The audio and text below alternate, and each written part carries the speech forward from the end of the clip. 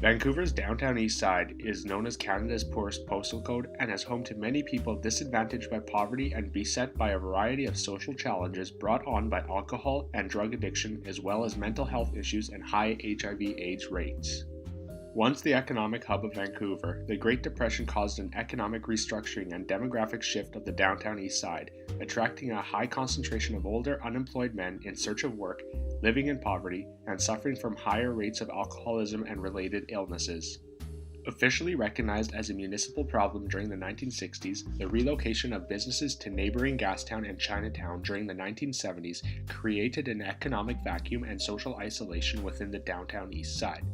The closure of mental health facilities and the increasing prevalence of drug use during the 1980s has resulted in further troubles for the residents of the area. Therefore, it is essential to recognize that individual choice alone cannot account for the suffering within the Downtown Eastside, and it must be seen as a consequence of structural factors such as disinvestment and economic restructuring in the area. While Canada's colonial legacy, such as the residential school system, has deeply affected the entire Indigenous population, it has disproportionately affected Indigenous women. A 2011 Statistics Canada report finds that the rate of domestic violence and sexual assault are 3 times higher for Indigenous women than non-Indigenous women. Moreover, the population of Indigenous women living in the Downtown Eastside, often attracted by the area's dynamic cultural institutions, is especially vulnerable due to the neighborhood's high level of poverty and crime, and due to the engagement in the high-risk behaviors of drug use and the survival sex trade. Therefore, Indigenous women have a higher percentage chance of being victims of violent crimes compared to the general female population. Indigenous women account for 33% of all the missing and murdered women, despite only making up 3% of British Columbia's population.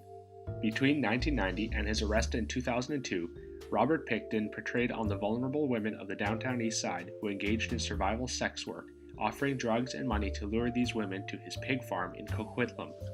Pickton was eventually charged with 27 counts of first-degree murder, with the majority of the victims in the cases brought against him being Indigenous women.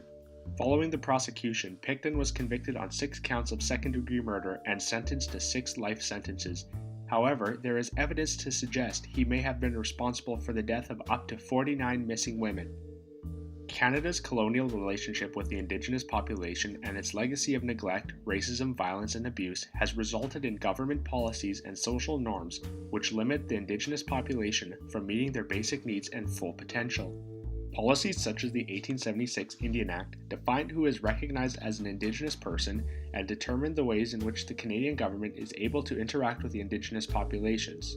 As a result, this act has contributed to the othering of Indigenous people via the creation of a segregated racial category.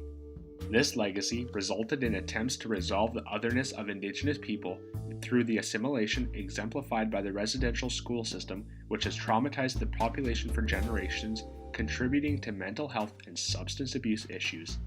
This colonial legacy has also led to a lack of adequate social services and education on reserves.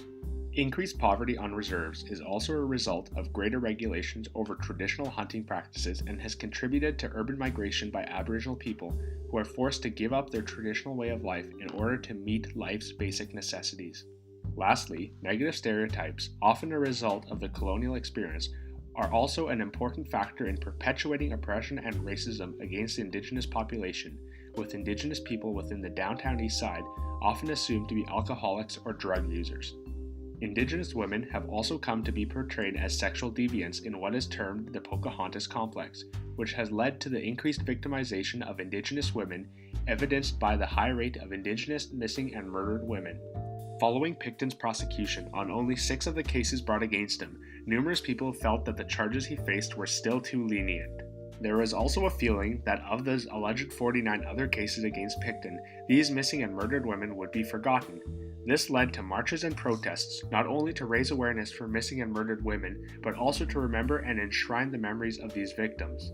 Local and federal police forces have also increased their funding and presence in the Downtown Eastside, with the Vancouver Police Department launching several specific task forces geared towards assisting at-risk populations within the Downtown Eastside and to create a better relationship with the residents of the area and the police. With the help of BC's Attorney General, the VPD and RCMP have held numerous inquiries and commissions into investigating the missing and murdered Indigenous women.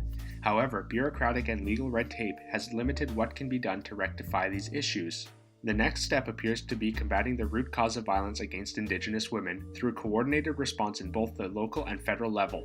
This has been done through a national public inquiry into missing and murdered Indigenous women in order to expose the nature and causes of violence against the Indigenous population as a whole, and more specifically, Indigenous women within the Downtown Eastside, and to develop a national action plan to address current gaps in policies and services.